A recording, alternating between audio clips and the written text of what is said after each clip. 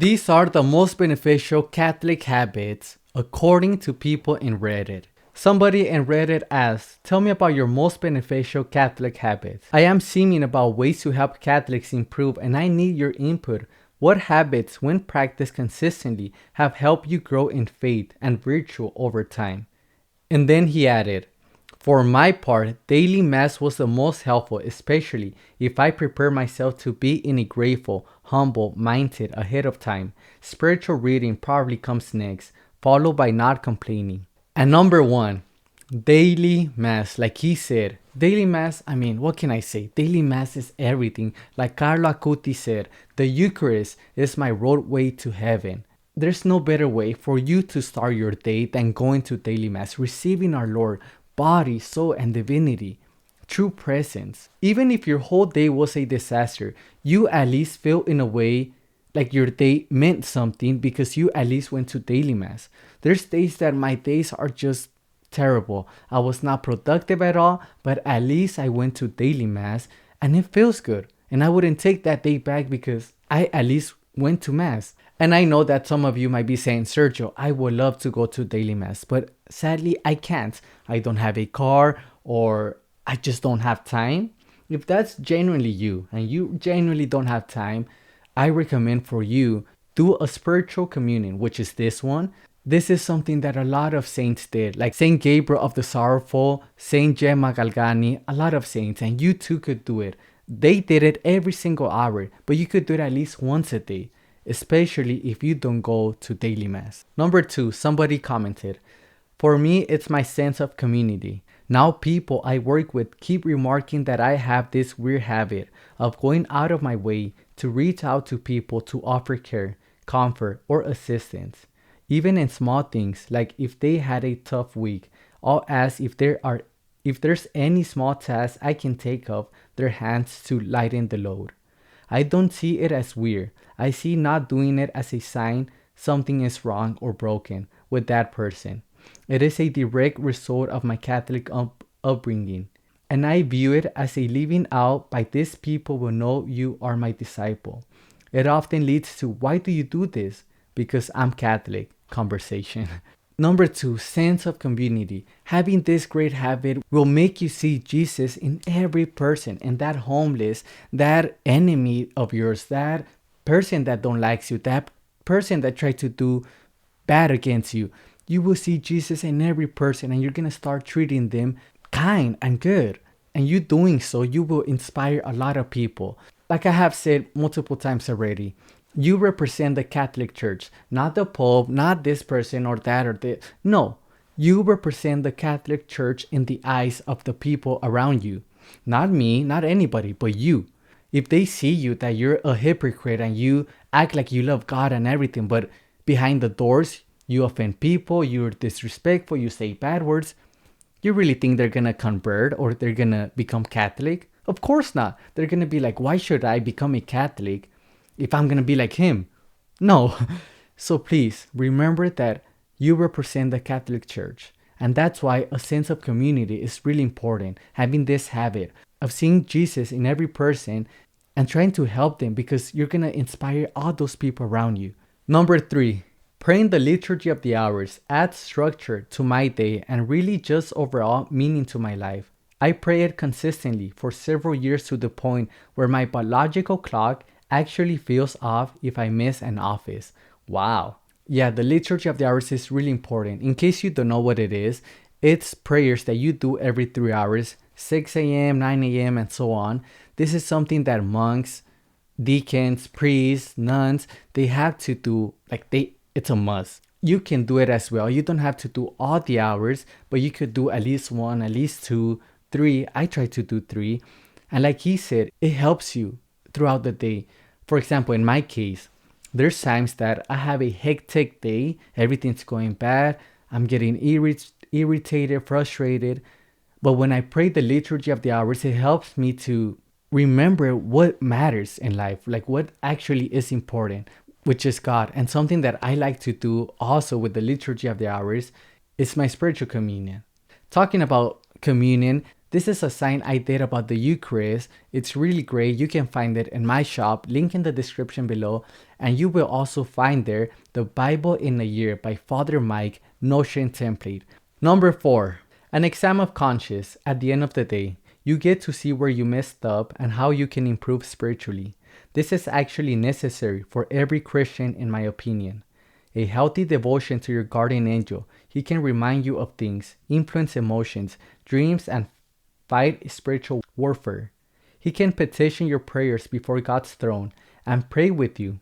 Your guardian angel knows your vocation as God gives him a glimpse of God's plan for you, so ask him to guide your vocation or find it. Each guardian angel was literally created for the purpose of guarding one man. It is nice and consoling to think that your guardian angel has been waiting since the beginning of his creation for you to be born. I mean, what can I add? He said it perfectly. First of all, spiritual communion. This is something that every saint did. Even Padre Pio. This is something that he told his religious brothers. If they want to be saints, they have to do a spiritual communion every single day. Carlo Acutis, he had a unique way of doing this.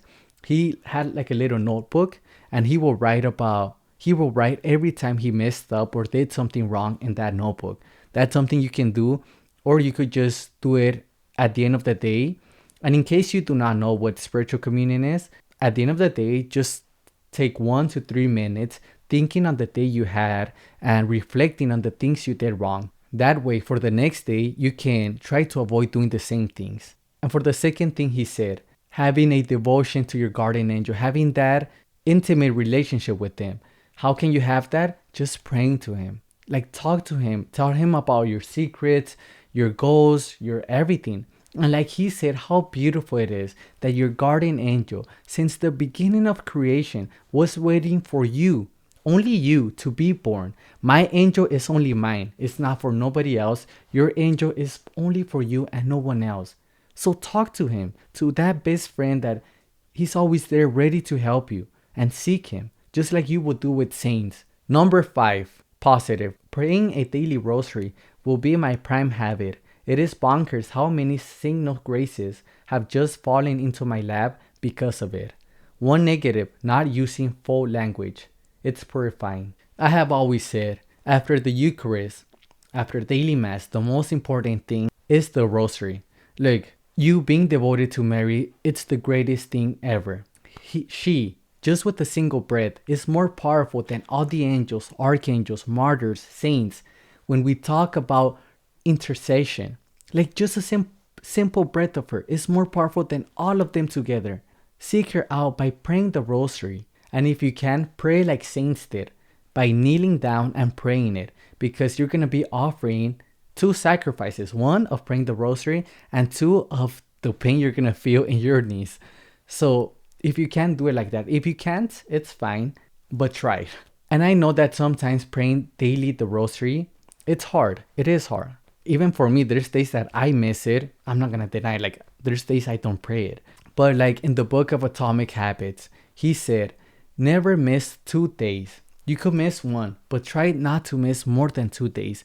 Because once you miss 2 days, you're going to be more prone to stop praying the rosary overall. Don't miss more than 2 days. And also, a thing that could help you to stay focused while praying the rosary, something that I do, is in every Hail Mary, pray for somebody in specifically. For example, it could be your mom and then your dad and then your siblings and whatever. But pray for somebody in specifically in every single Hail Mary. This is something that is going to help you tremendously to stay focused. And as St. John Bosco said, as necessary as bread is for the body, the rosary is for the soul. Number 6, I am one who was addicted to pornography and masturbation for half of my life.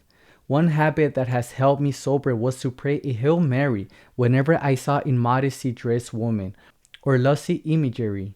Whenever I am walking in public and a temptation may be arising, I say a Hail Mary to focus my mind on what true femininity is.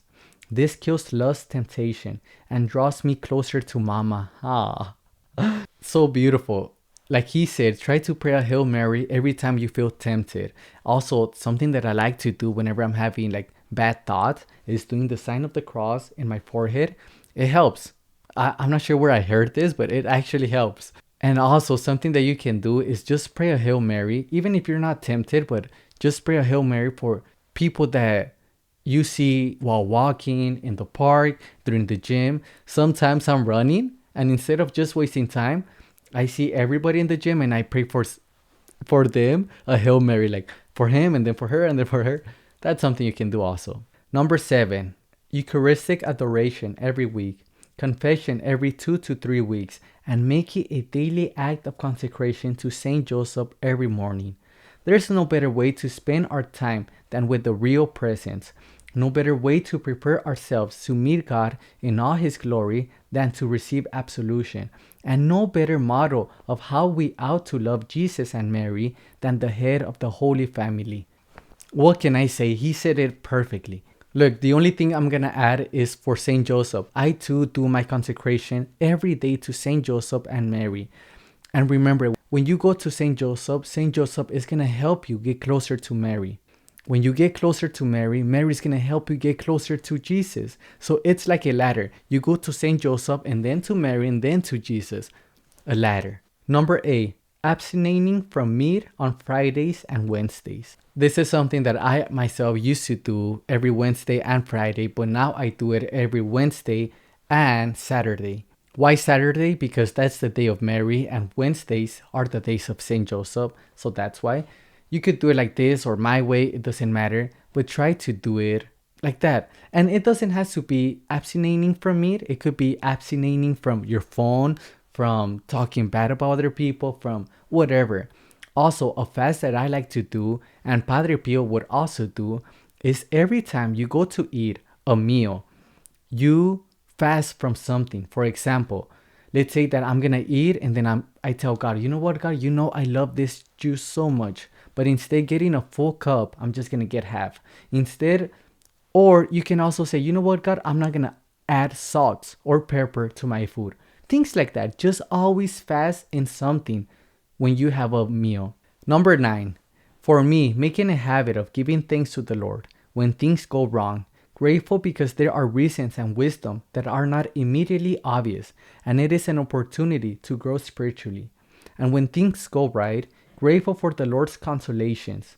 I shall not be like the 9 lepers who did not return to give thanks, especially at the Eucharist, saying thank you, Lord, for this great gift that you give us for our spiritual benefit. So just like he said, let us always have the habit of thanking our Lord in good moments and in bad moments. Just like Hope, when his wife came running and told him, why do you keep seeking God and praying to him? Hope said something precious. He said, the same way we praise God in the good moments, we too have to praise him in the bad moments. And let us imitate Hope and do what my brother is saying, and always thank God in every single moment, good and bad. Number 10, and lastly, I find that waking up in the morning to exercise puts my mind at ease. I count the rosary on my fingers as I run, so I find a way to pray during the time when my mind will usually wander. This is actually so funny because I too do it, and my brother as well. Whenever we're running, we're literally like this, praying the rosary. Like I said, if you can't pray the rosary kneeling down, do it. But if you can't, do it while in the car, do it while driving, exercising, just get it done. And like he said, waking up and exercising, it's so important.